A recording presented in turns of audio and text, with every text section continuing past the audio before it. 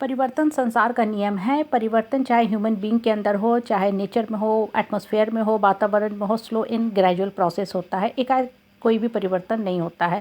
आप बच्चा को देखो, एकाएक कोई भी बच्चा जवान नहीं होता है। वो बच्चा धीरे धीरे धीरे थोड़ा थोड़ा कुछ मिलीमीटर सेंटीमीटर बढ़ता है और एक समय के बाद वो बच्चा माँ बाप से भी बड़ा हो जाता है, लंबा हो जाता है। हमें लगता है कि मेरा बच्चा इतना बड़ा हो गया।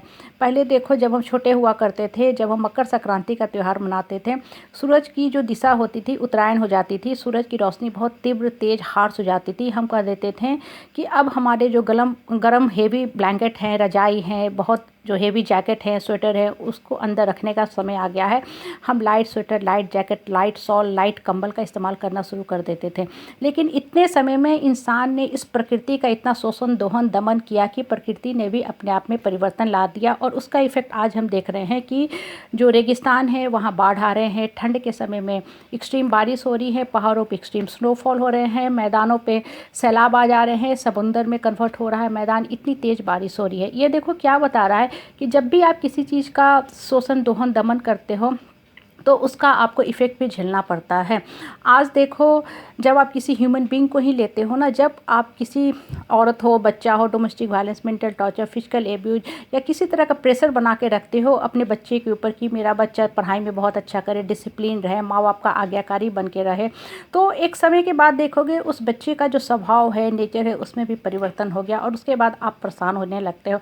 परिवर्तन की देखो दो टाइप होते हैं, एक होता है पॉजिटिव परिवर्तन, एक होता है निगेटिव परिवर्तन। जब पॉजिटिव परिवर्तन होता है तो इंसान अपने आत्मा को उठाने की कोशिश करता है, आत्मबल को बढ़ाने की कोशिश करता है, उसकी जो आवाज़ होती है आत्मा से निकलती है, मुख तो सिर्फ एक इंस्ट्रूमेंट होता है। लेकिन जब निगेटिव परिवर्तन होता है तो इंसान क्या करता है, अपने जीवन को ख़त्म करने के बारे में सोचता है, जो सरासर गलत है। आप एक चाकू को ही लो, एक चाकू का हम इस्तेमाल करते हैं सब्जी काटने में, डॉक्टर इस्तेमाल करता है ऑपरेशन थिएटर में रोगी की जान बचाने में, एक अपराधी इस्तेमाल करता है किसी को ख़त्म करने में। तो इंसान को हमेशा अपने आप के ऊपर इस ढंग से काम करो कि पॉजिटिव परिवर्तन लाओ, ना कि निगेटिव। जितना ज़्यादा आप कन्फ्लिक्ट, आर्गुमेंट, निगेटिव बातों में उलझोगे, आपके दिमाग के ऊपर वो जो निगेटिविटी है वो घर करते जाएगी, आपको परेशान करते जाएगी। इसलिए लाइफ में परिवर्तन अपने आप में लाओ, लेकिन सकारात्मक दिशा में लाओ। अपने माइंड के जो इमोशन हैं उसके ऊपर काम करो। जैसे जैसे आपके जो माइंड के इमोशन है ना पॉजिटिविटी की तरफ जाएंगे, आपका जीवन में परिवर्तन दिखने लगेगा।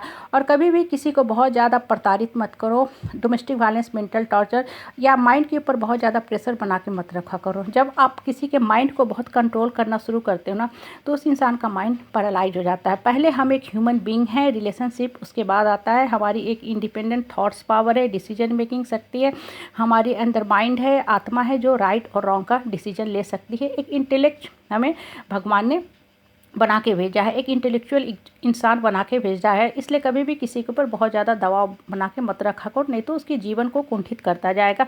और हमेशा बढ़ने के बारे में सोचो, ये चीज़ हमेशा ध्यान रखो, either way life is my own choice, we are the creator, director, script writer of our own life.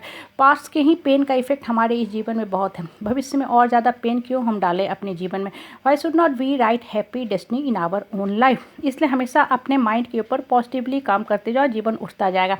आप बुद्ध को ही लो, बुद्ध एक राजकुमार थे, राजमहल में राशि सुख सुविधा वो भोगते थे, लेकिन जीवन में कुछ ऐसी घटनाएं देखी जो उनके माइंड के ऊपर बहुत गहरा छाप छोड़ा, उनके जीवन को परिवर्तित कर दिया। वो एक राजकुमार से ज्ञानी आत्मा बन गए, बोधिसत्व बन गए। आप महर्षि विश्वामित्र को लो, पहले वो एक राजा हुआ करते थे, राशि सुख भोगा करते थे, राजमहल में रहते थे, लेकिन जीवन की कुछ ऐसी घटनाएं हुई जो उनके माइंड पे जाके गहरा इम्पैक्ट छोड़ा, गहरा प्रभाव छोड़ा कि उन्होंने भी राजमहल छोड़ के एक राजमहल की जो सुख सुविधाएं थी उन सबको से अपने आप को अलग करके एक ज्ञानी आत्मा बन गए, बुद्धिमान बन गए। श्रेष्ठ ऋषियों में उनकी गणना होने लगी, उन्होंने गायत्री मंत्र की रचना कर दी। इसलिए हमेशा अपने आप काम करते रहो। जीवन के जो दुख, दर्द, कष्ट, कलेश, संताप है उसको भी भरने का कोशिश करो। लोग कहेंगे आपको कि भाई समय सब दुख भर देता है, समय कभी दुख दर्द नहीं भरता है, समय के साथ वो दुख गहरा हो जाता है अगर आपने उस दुख को, दर्द के ऊपर काम नहीं किया तो। जैसे आपके घाव हैं, अगर आपने बैंडेज लगा लिया, मलहम पट्टी कर दी, तब तो घाव आपका 1 सप्ताह 10 दिन में हील हो जाएगा, लेकिन अगर छोड़ दोगे तो और वो जख्म गहरा होता जाएगा। इसलिए अपने मन के ऊपर काम करो, मन को परिवर्तित करने का कोशिश करो, मन में सकारात्मक विचार डालो, पॉजिटिव विचार डालो।